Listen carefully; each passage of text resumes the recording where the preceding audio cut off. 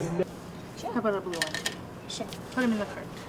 Well, it's back to school already. Heather and her two young ones are preparing the best they can. I'm kind of a frantic non-organizer. We just got back from holidays, and this is the first year I've had to deal with this because she's going to kindergarten. So now I need to run and get everything. So it's not the recommended strategy, but you do what you got to do. The biggest challenge for me is getting it done with them in tow. So I bring snacks and toys and stuff to keep them from jumping out of the cart because this is what I have to deal with. So that's my biggest challenge. If you are feeling overwhelmed, professional organizer Jennifer Zagorski has some tips.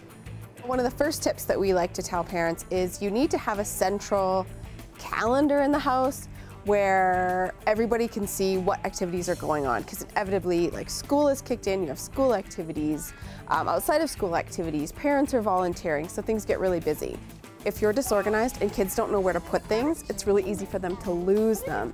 And nowadays, when you're buying items that can be really expensive, like laptops and like tablets and like phones, you really want to have an organizational system so that you're not losing these items and the kids know exactly where they are and exactly where to find them.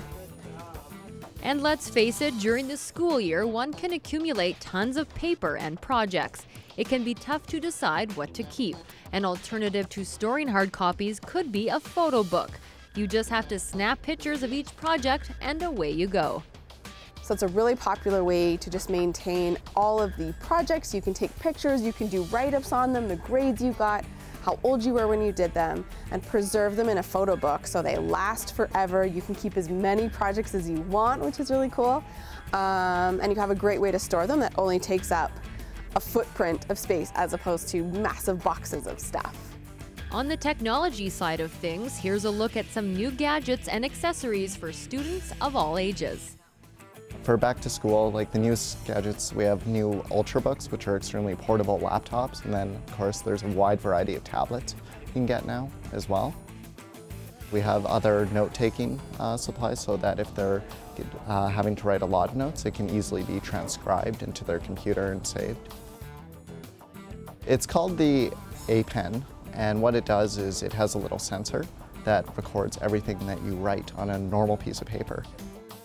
Another good idea is to invest in a USB backup drive. Most are quite inexpensive, and if you have a technology malfunction, you will be sure glad you did. If you're looking for a new backpack, there's the Tree Frog convertible backpack. It converts to a briefcase with straps or a messenger bag, and even has a specialized protective pocket for your laptop. School supplies today are much more advanced, but it can add up quickly. It's important to balance what you need and what you want. Well, some great advice for back to school, and since I'm here, I might as well pick up some things for the office. Colored notebook and a princess water bottle. How did they know? For Go Calgary, I'm Lisa Wolanski.